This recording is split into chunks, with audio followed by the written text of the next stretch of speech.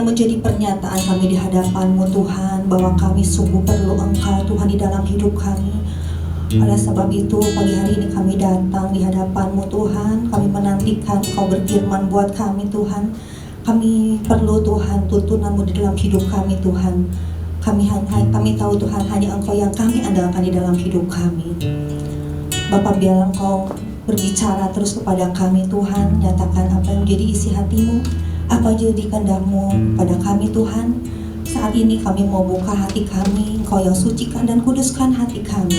Engkau yang bersihkan hati kami Tuhan, supaya sungguh kami boleh menangkap Tuhan apa yang menjadi isi hati-Mu. Arahkan pikiran kami juga tertuju kepadamu, sehingga apa yang kami pikirkan sesuai dengan apa yang Kau pikirkan, sehingga apa yang menjadi kehendak-Mu itu menjadi kehendak kami juga.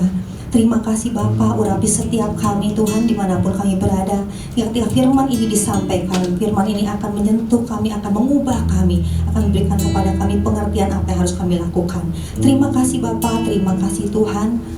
Saat kami siap mendengarkan firman Tuhan, hai dalam nama Tuhan Yesus, haleluya, amin. Shalom, selamat pagi Bapak Ibu Tuhan.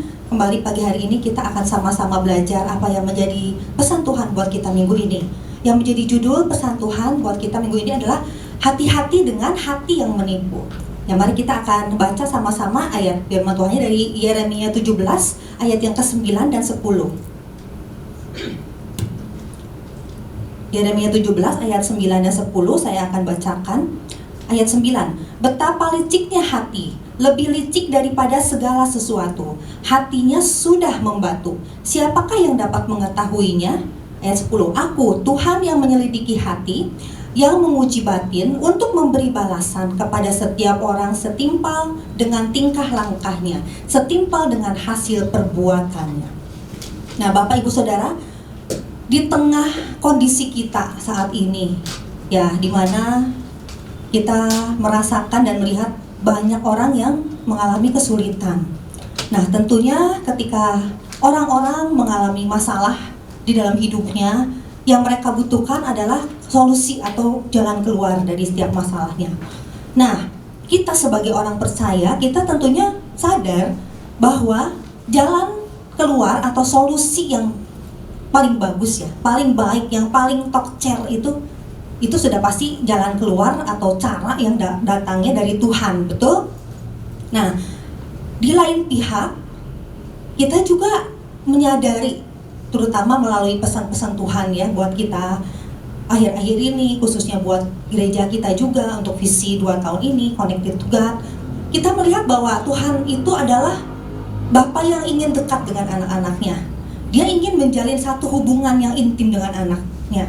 Dan terlebih lagi, kita juga menyadari dan menangkap bahwa Tuhan itu sebenarnya pengen nunjukin atau kasih tahu kepada kita cara-cara atau apa yang harus kita lakukan untuk kita itu mengatasi masalah-masalah yang kita hadapi.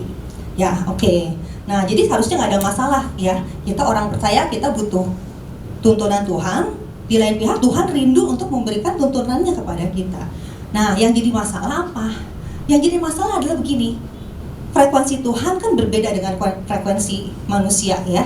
Nah, ibaratnya kita itu kalau kita mau terhubung, kita mau menangkap sinyal Tuhan, itu kita butuh antena yang berfungsi dengan baik. Nah, kemarin kita juga sudah belajar bahwa yang dimaksud dengan antena di sini adalah hati kita. Ya, hati kita ini merupakan sarana atau alat yang bisa kita menghubungkan kita, atau kita bisa menangkap apa yang menjadi isi hatinya Tuhan, hati kita. Kalau sampai kita orang percaya itu nggak bisa menangkap dengan baik apa yang menjadi kehendak Tuhan, berarti ada yang salah, atau antena kita atau hati kita itu nggak berfungsi dengan baik. Apa akibatnya? Akibatnya kita bisa baca juga ya di warta yang bisa Bapak Ibu baca di website maupun aplikasi. Akibatnya kalau antena itu nggak berfungsi dengan baik adalah kita bisa membuat keputusan yang salah. Ya, kita bisa berjalan di luar kehendak Tuhan, melakukan apa yang dipandang baik atau benar menurut dirinya sendiri, merasa mendengar suara Tuhan padahal bukan atau salah. Jadi intinya secara tidak sadar banyak orang percaya itu yang tertipu oleh hatinya sendiri. Ya, makanya yang jadi pesan Tuhan buat kita kan hati-hati dengan hati yang menipu. Nah, saya akan bacakan nih Jadi apa yang jadi inti pesan Tuhan buat kita? Tuhan katakan bahwa seringkali manusia itu tidak sadar bahwa ada wilayah di dalam dirinya yang disebut hati yang licik, yang bisa menipu manusia itu sendiri. Ia merasa apa yang dilakukannya adalah benar, padahal tidak. Nah, melalui pesan Tuhan ini, Tuhan menghendaki agar setiap orang percaya, setiap kita, ya, kita itu mulai mengecek lagi. Kita mau merestorasi hati kita, mau memulihkan hati kita yang gak berfungsi ini. Kenapa? Supaya kita bisa menangkap dengan baik jalan yang akan ditunjukkan Tuhan, yang memang Tuhan sudah sediakan, yang memang Tuhan sudah bicara sama kita, tapi kita gak bisa nangkap. Ya, kemarin kita udah juga belajar ada beberapa hal yang perlu diperhatikan, ya, agar hati kita tetap terpelihara dengan baik. Saya ulang lagi, yang pertama adalah pastikan Tuhan satu-satunya yang bertahta di hati kita. Ya, ada kingdom of God yang menguasai hati kita. Ya, ada perintah-perintah, ketentuan itu yang menguasai hati kita. Yang kedua, pastikan segala bentuk noda di hati disingkirkan. Ya, cek hati kita apakah masih ada noda. Nah, pagi hari ini saya akan bagikan lagi 2 hal yang dapat kita lakukan untuk kita merestorasi hati kita.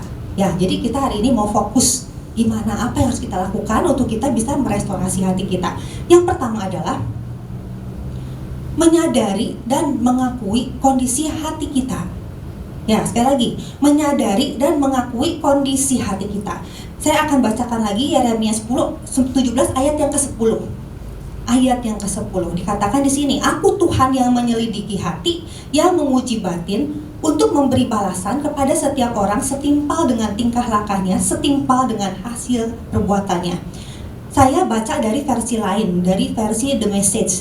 Ya, saya baca ini ada satu pengertian yang lain ya. Saya terjemahkan dalam bahasa Indonesia dari versi The Message, dikatakan gini, "Aku Tuhan menyelidiki hati, heart, dan memeriksa pikiran, mind." Jadi Tuhan menyelidiki hati dan pikiran sampai ke dalam hati, sampai ke akarnya, sampai rootnya. Terus ini yang menarik, yang kata Tuhan gini, "Aku memperlakukan mereka sebagaimana adanya, bukan sebagaimana mereka berpura-pura." Nah, jadi dari sini Tuhan mau katakan gini, Tuhan itu sangat tahu kita, kondisi hati kita, sampai ke akar-akarnya Tuhan tahu. Ya, dan Tuhan pengen kita ini sebagai umatnya, kita ini benar-benar terbuka di hadapan Tuhan. Kita jujur menjadi kita apa adanya. Kenapa? Toh Tuhan juga tahu apa yang lebih daripada yang kita tahu. Tuhan pengen ketika kita datang di hadapan Tuhan, kita datang dengan kita apa adanya. Gitu. Nah, sekarang apa yang menyebabkan manusia itu gak bisa datang di hadapan Tuhan jujur, gak bisa datang, kesulitan datang di hadapan Tuhan apa adanya menjadi dirinya sendiri? Kenapa? Salah satu penyebabnya adalah karena banyak manusia atau banyak orang itu yang gak bisa jujur dengan dirinya sendiri juga. Ya, banyak orang dari kecil mereka itu diajar atau dilarang untuk mereka bisa mengungkapkan apa yang kita sebut dengan emosi negatif. Ya, kalau anak kecil suka diomongin mah, gak boleh nangis ya, gak boleh marah, gak boleh takut, gak boleh ini, gak boleh itu. Kayaknya perasaan-perasaan yang nanti dibilangin gak boleh. Mau nangis, gak boleh nangis gitu. Sehingga mereka itu gini, Tuhan itu sebetulnya memberikan emosi kepada kita komplit. Emosi negatif, ada emosi positif. Ya, beberapa emosi positif tuh, negatif Tuhan berikan kepada kita untuk kebaikan kita.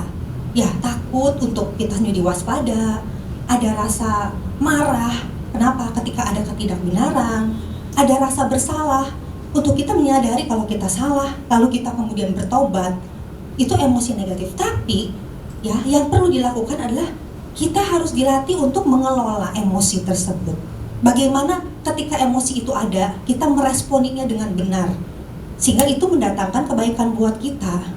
Nah, tapi banyak orang atau juga orang percaya, mereka yang merasa bahwa kita tidak boleh menyatakan atau menunjukkan emosi negatif itu. Apa yang terjadi? Ketika seseorang tidak diajar untuk dia mengelola dan memproses emosinya, ya bisa dua. Satu, kalau anak kecil nggak bisa diajar mengelola emosinya, dia akan meledak-ledak, mau dikuasai emosi, atau sebaliknya dipendam, atau disangkal, ya, menyangkali, denial emosi, dan itu terbiasa sampai besar. Nah, kalau hati itu kan bicara seperti wadah ya, atau bejana. Bayangkan, ini bejana. Ada banyak emosi-emosi yang tidak pernah diproses, diselesaikan. Emosi-emosi negatif, kemarahan, ketakutan, kesedihan, itu disimpan terus, dipendam.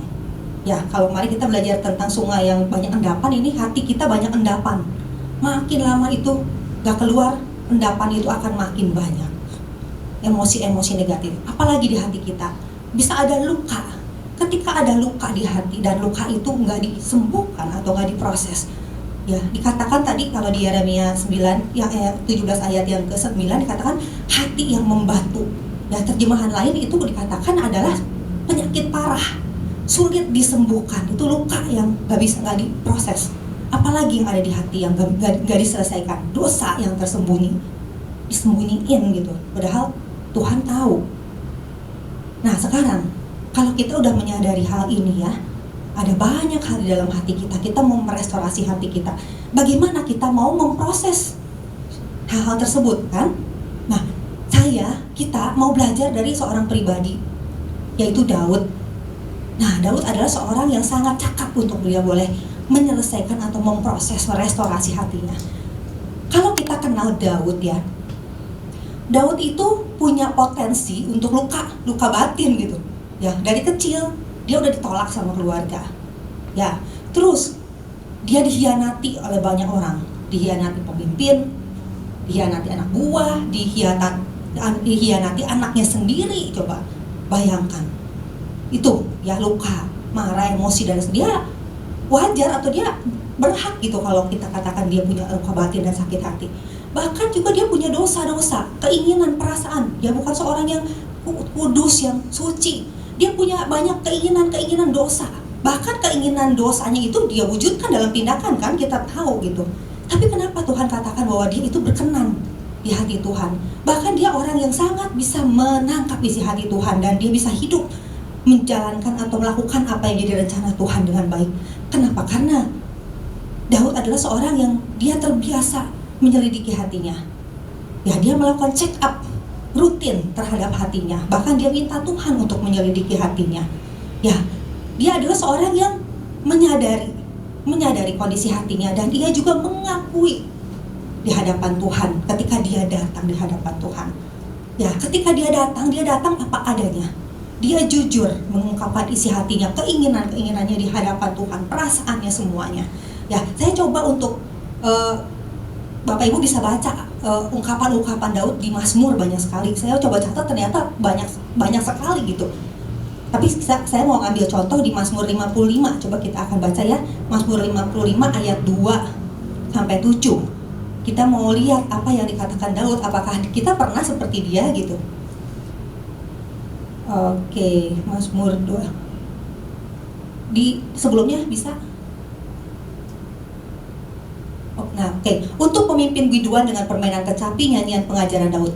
Berilah telinga ya Allah kepada doaku, jangan bersembunyi terhadap permohonanku. Ya, marah nih sama Tuhan. Perhatikanlah aku dan jawablah aku. Aku mengembara dan menangis karena cemas. Karena teriakan musuh, karena aniaya orang fasik, sebab mereka menimpakan kemalangan kepadaku, dan dengan geramnya mereka memusuhi aku. Dia menyatakan yang terjadi. Dia ngomong gini nih, hatiku gelisah, kengerian maut telah menimpa aku. Dia takut ya, aku dirunung takut dan gentar, perasaan seram meliputi aku. Pikirku, sekiranya aku diberi sayap seperti merpati, aku akan terbang dan mencari tempat yang tenang. Ya, coba sekarang kita loncat ke yang ayat 12. Nah gini, dia ngomong gini, kalau musuhku yang mencela aku masih dapat menanggungnya. Kita kan sering ngomong gini juga nih. Kalau pembenciku yang membesarkan diri terhadap aku masih dapat menyembunyikan diri terhadap dia. Terus lanjut. Tetapi engkau orang yang dekat dengan aku, temanku dan orang kepercayaanku. Lanjut lagi. Kami yang bersama-sama bergaul dengan baik dan masuk rumah Allah di tengah-tengah keramaian. Ini teman seiman mungkin ya.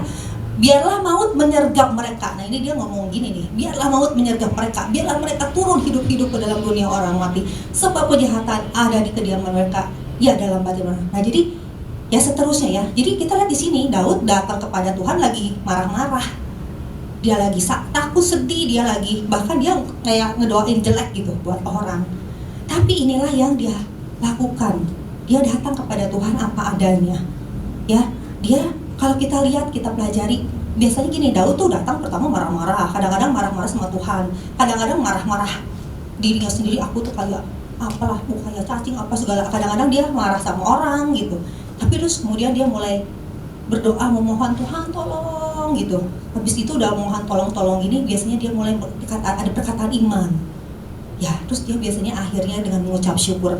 Kalau kita baca nggak ada 5 menit ya, tapi saya percaya ketika Daud menulis satu Mazmur ini nggak 5 menit, itu ada proses, ada mungkin hari-hari yang dia lalui, perasaan-perasaan ini sampai kemudian akhirnya dia pulih. Nah ini adalah kita lihat contoh Daud bagaimana dia memproses hatinya di hadapan Tuhan. Ya, kalau kita tahu Tuhan adalah pribadi yang dia menyediakan diri untuk kita datang kepadanya apa adanya. Ya di Matius 11 ayat 28 saya bacakan, dikatakan, marilah kepadaku semua yang letih lesu dan berbeban berat, aku akan memberi kelegaan kepadamu. Kita tahu ayat itu. Satu lagi saya mau baca di Filipi 4 ayat 6 sampai 7. Ya, di sini Paulus yang ngomong gini. Paulus bilang gini, janganlah hendaknya kamu khawatir tentang apapun juga, tetapi nyatakanlah dalam segala hal keinginanmu kepada Allah dalam doa dan permohonan dengan ucapan syukur. Lanjut, damai sejahtera Allah yang melampaui segala akal akan memelihara hati dan pikiranmu dalam Kristus Yesus. Nah, jadi di sini Paulus mau ngomong bahwa cara kita untuk memelihara hati, ya, memelihara pikiran, mind kita dalam damai sejahtera Tuhan adalah dengan kita boleh menyatakan segala hal kepada Allah di dalam doa. Kita bisa bermohon ya, dan kemudian kita mengucap syukur. Nah, jadi dari poin pertama ini Bapak Ibu, ya kita mau belajar bagaimana kita mau memulai merestorasi hati kita supaya hati kita itu tidak lagi diliputi dengan hati yang menipu, hati yang licik. Adalah dengan pertama-tama kita mau menyadari, kita melakukan check up, menyadari dan mengakui apa yang ada di hati kita. Lalu kita bisa datang kepada Tuhan, lakukan semua pemberesan ini dan mungkin butuh waktu, tapi nyatakan kepada Tuhan. Kalau di antara kita ada yang merasa mungkin sulit datang kepada Tuhan, kita juga bisa datang kepada orang-orang yang mungkin tidak disebut sebagai safe person, orang yang kita percaya, mereka yang tahu firman Tuhan, mereka yang punya empati, yang bisa mendengarkan kita. Mungkin kita datang nggak mencari solusi, ya, tapi ketika kita mengungkapkan itu, maka itu emosi-emosi akan keluar dari dalam hati kita dan ada pemulihan yang terjadi. Ya, oke. Sekarang kita masuk yang kedua. Hal apa lagi yang harus dapat kita lakukan untuk merestorasi hati kita? Yang kedua adalah memperbaharui manusia batiniah dari hari ke hari. Oke, sekali lagi ya, memperbaharui manusia batiniah dari hari ke hari. Apa sih manusia batiniah? Ya, kemarin kita juga belajar bahwa yang Tuhan maksud dengan hati di sini, hati adalah bukan jantung, tapi bicara inner man. Inner man adalah manusia batiniah. Apa itu manusia batiniah? Ada manusia lahiriah, yaitu tubuh kita. Ya, dan namanya manusia batiniah itu adalah roh dan jiwa. Jadi manusia batiniah kita terdiri dua, yaitu roh dan jiwa. Jiwa itu terdiri 3, ya kita juga tahu apa, yaitu pikiran kita, mind, perasaan, tadi kita belajar ya, emotion atau feeling kita, dan kehendak atau will. Nah ini semua ya yang harus kita mau perbaharui dari hari ke hari. Oke, nah gimana caranya untuk kita ini bisa mau memperbaharui hati kita, manusia batiniah kita dari hari ke hari? Kita akan baca sekarang dari Yeremia 17 ayat 5 sampai ke 8. Nah, di sini ada 2 versus ya, jadinya ada 2 lawanan gitu. Yang 17 ayat 5 katakan, beginilah firman Tuhan, terkutuklah orang yang mengandalkan manusia, yang mengandalkan kekuatannya sendiri, dan yang hatinya menjauh daripada Tuhan. Ia akan seperti semak bulus di padang belantara. Ia tidak akan mengalami datangnya keadaan baik. Ia akan tinggal di tanah angus, di padang gurun, di negeri padang asin yang tidak berpenduduk. Ini kebalikannya. Diberkatilah orang yang mengandalkan Tuhan, yang menaruh harapannya kepada Tuhan. Dia akan seperti pohon yang ditanam di tepi air, yang merambatkan akar-akarnya ke tepi batang air, yang tidak mengalami datangnya panas terik, yang daunnya tetap hijau, yang tidak khawatir dalam tahun kering, dan tidak berhenti menghasilkan buah. Di sini kita lihat bahwa ada dua jenis atau dua kondisi tanaman. Yang pertama adalah semak bulus di padang belantara. Yang kedua adalah pohon yang ditanam di tepi aliran air. Kita melihat bahwa perjalanan mereka itu sangat berbeda, bertolak belakang. Yang satu itu perjalanannya itu dan akhirnya itu menjalani atau diakhiri dengan sesuatu yang kebinasaan, ya, sesuatu yang buruk, tidak pernah datang keadaan yang baik. Sedangkan yang satunya lagi itu keadaan yang sangat baik, ya, akar-akarnya dikatakan tidak mengalami panas terik, daunnya hijau, menghasilkan buah. Nah, dua kondisi ini itu menggambarkan dua keadaan atau dua tipe manusia. Yang pertama itu menggambarkan, waktu itu adalah menggambarkan kondisi bangsa Israel, kaum Yehuda, ya, yaitu apa yang mereka lakukan. Dikatakan bahwa mereka itu hatinya menjauh daripada Tuhan. Ketika mengalami masalah, ketika mereka berdosa, mereka malah berpaling dari Tuhan. Ketika mereka mencari pertolongan, mereka mengandalkan manusia dan mengandalkan dirinya sendiri, sehingga mereka menerima penghukuman atau terkutuk. Kondisi yang kedua itu menggambarkan orang yang sebaliknya, orang-orang yang benar-benar mengandalkan Tuhan. Kita juga belajar ya kemarin dari poin yang pertama. Nah, contohnya misalnya supaya kita kebayang, kita tadi belajar tentang Daud. Di Perjanjian Baru kita lihat juga Paulus, seorang yang sangat mengandalkan Tuhan. Kita lihat mereka sangat beda responnya, ya, dalam menghadapi masalah atau ketika jatuh dalam dosa. Yang dia lakukan adalah bukan berpaling, tapi mereka justru datang mendekat kepada Tuhan. Ketika mereka butuh pertolongan, butuh pengampunan, butuh pemulihan, mereka mengandalkan Tuhan, ya, sehingga akhirnya mereka menerima pertolongan, menerima pengampunan, pemulihan, diberkati, ya, oleh Tuhan. Paulus katakan di 2 Korintus 4 ayat 16. Nah, kita baca apa yang dikatakan Paulus ya. 2 Korintus 4 ayat 16. Sebab itu kami tidak tawar hati. Nah, kita bicara nih Paulus, ya, dan orang-orang yang bersama dengan dia dikatakan kami tidak tawar hati. Tetapi meskipun manusia lahirnya kami semakin merosot, namun manusia batinnya kami diperbaharui dari hari ke hari, gitu ya.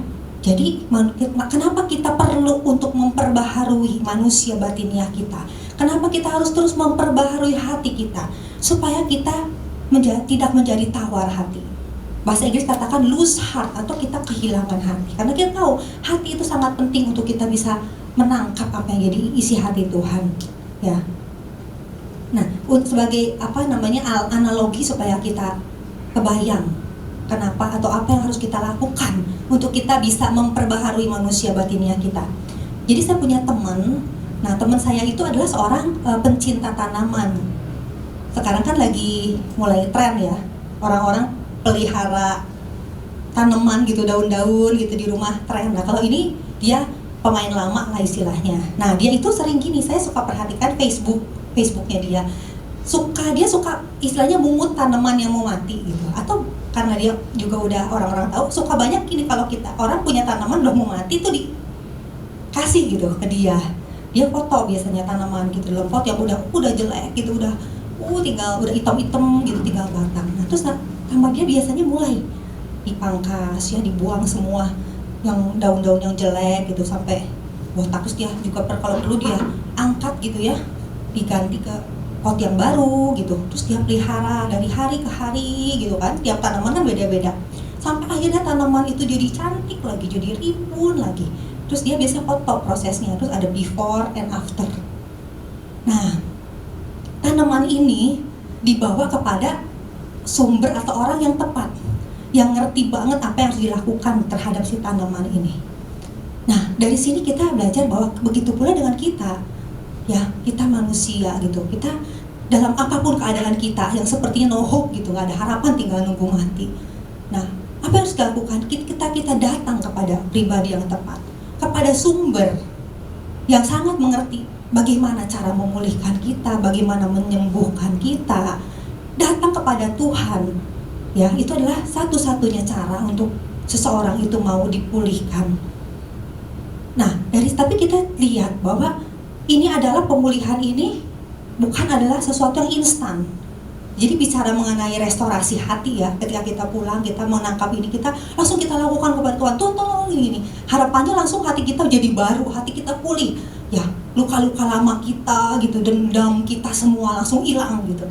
Nah, butuh satu yang namanya proses dari hari ke sehari. Ya, walaupun itu mungkin memakan waktu yang lama, ya perlahan tapi pasti. Ketika kita datang di hadapan Tuhan, ketika kita berdoa, mungkin kita nggak rasa apa-apa hari ini, 2 hari lagi, sampai mungkin 2 bulan, kita baru bisa mengalami sendiri.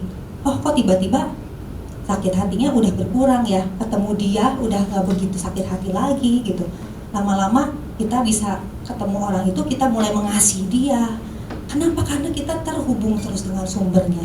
Saya percaya Tuhan yang terus akan memberikan kepada kita apa yang kita butuhkan.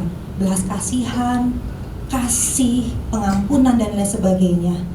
Gitu ya. Jadi Bapak Ibu, jadi apa yang harus kita lakukan supaya manusia batiniah kita itu diperbaharui dari ke hari, dengan kita mendekat dan melekat kepada sang sumber pemulihan, itu Tuhan.